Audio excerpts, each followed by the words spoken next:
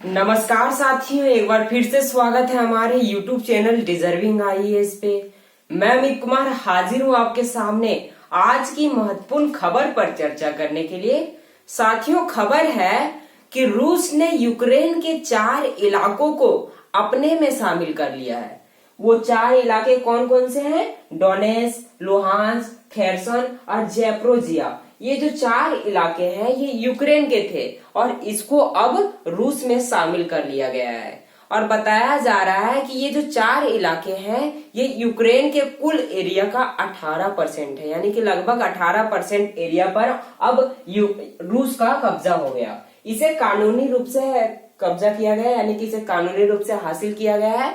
कानूनी रूप से तात्पर्य है कि रूस ने पहले यूक्रेन के इन क्षेत्रों में जनमत संग्रह कराया। जनमत संग्रह यानी कि रेफरेंडम कराया और उसके बाद वहां के प्रतिनिधियों को बुलाया, यानी कि इन 4 इलाकों के प्रतिनिधियों को अपने यहाँ बुलाया, रूस बुलाया। उसके बाद इन्होंने उन पेपरों पर साइन किया और इसे अपने में मिला लिया।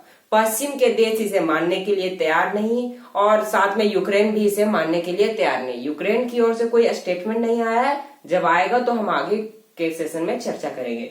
फिलहाल आप ये जान लो कि यूक्रेन के 18% हिस्से पर हुआ रूस का कब्जा, यानी कि अब वो 18% हिस्से रूस में शामिल हो चुके हैं।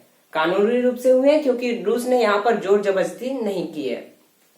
ठीक है, इसको समझने से पहले, यानी कि इस खबर को आपने समझ लिया तो इसको और भी विस्तार पूर्वक जानने से पहले इसके बैकग्राउंड की ओर चल लेते हैं। इसके बैकग्राउंड में मैं आपको बताऊं तो आपको याद होगा 24 फरवरी को मैंने एक सेशन किया था। उसी समय मैंने बताया कि रूस ने यूक्रेन के ऊपर चढ़ाई कर दिया। कारण के बारे में मैंने कई बार बता रखा है कि यूक्रेन नाटो का सदस्य बनना चाहता था और रूस उसे नाटो का सदस्य बनने नहीं देना चाहता था, जिस कारण रूस ने यूक्रेन के ऊपर चढ़ाई किया। ठीक है, ये मैंने कारण के तौर पर आपको बताया था। उस समय मैंने बताया 24 फरवरी को ही कि रूस ने जब उस पर चढ़ाई किया तो सबसे पहले यूक्रेन के 2 इलाकों पर चढ़ाई किया। वो 2 इलाके कौन कौन से थे? डोनेट्स्क और लुहांस्क। ये 2 इलाकों पर रूस ने पहले हमला किया और हमला किया तो रूस को लगा कि ये जो 2 इलाके हैं यहाँ पर सबसे ज्यादा तो रूसी लोग रहते हैं। रूसी लोग से तात्पर्य है कि जो रूस के भाषा बोलते हैं। कैसे? तो द्वितीय विश्व युद्ध जब स्टार्ट हुआ था, समझिए कि खत्म हुआ था, उसी दौर में रूस के बहुत से लोग इन 2 क्षेत्रों में आकर बस गए थे, जिसके कारण बहुत से लोग रूसी भाषा बोलते हैं। तो रूस को लगा कि ये तो अपने लोग हैं, तो यहाँ पर हमला करना सही नहीं रहेगा। फिर रूस ने क्या किया? युद्ध के स्टार्टिंग में ही इन 2 क्षेत्रों को एक स्वतंत्र देश के रूप में मान्यता दे दिया।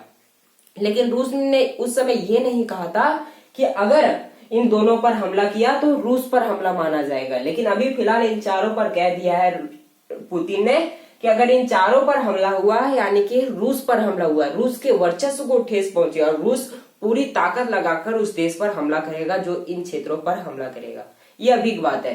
तो 24 फरवरी को रूस ने इन 2 इलाकों लुहांस्क और डोनेट्स्क और लुहांस्क दोनों को एक स्वतंत्र देश के रूप में मान्यता दे दिया था। और उसी समय मैंने एक और बात बताई कि ये युद्ध स्टार्ट तो 24 फरवरी को हुई, लेकिन 5-6 दिनों के अंदर ये युद्ध समाप्त हो जाएगी। लेकिन ऐसा हुआ नहीं। 8 महीने खत्म होने को चले इस युद्ध को और ये युद्ध समाप्त नहीं हुआ।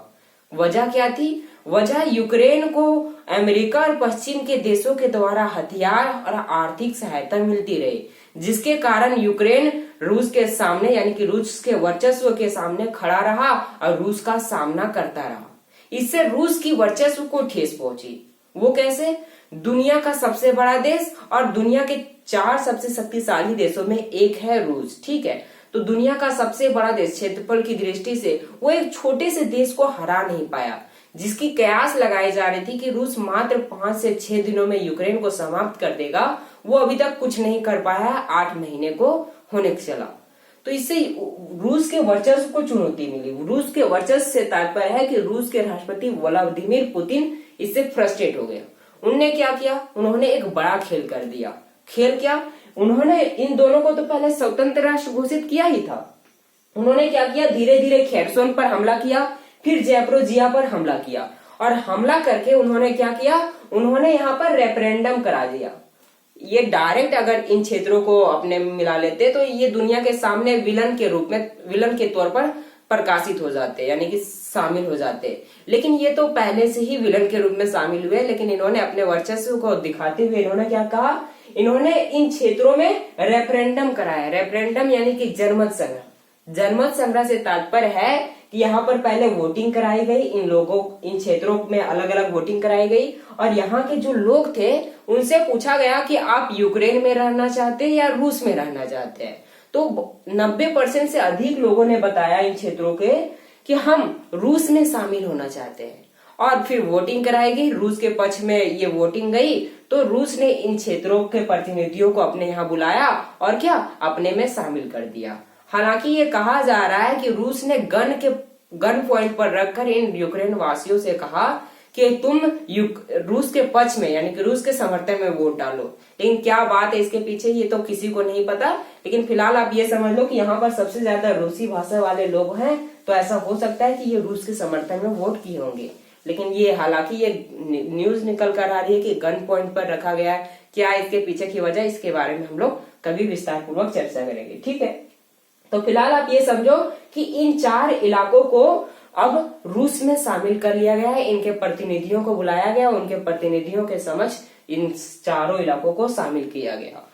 ये जो 4 इलाके हैं, इनमें से 2 इलाके तो रूस से अपनी सीमा साझा करते हैं। तीसरा इलाका जो जैप्रोजिया है, ये भी थोड़ा मोड़ा रूस से इलाका साझा करता है और ये सी ऑफ अजोव के पास है। ठीक है, खेरसन भी वहीं पर है।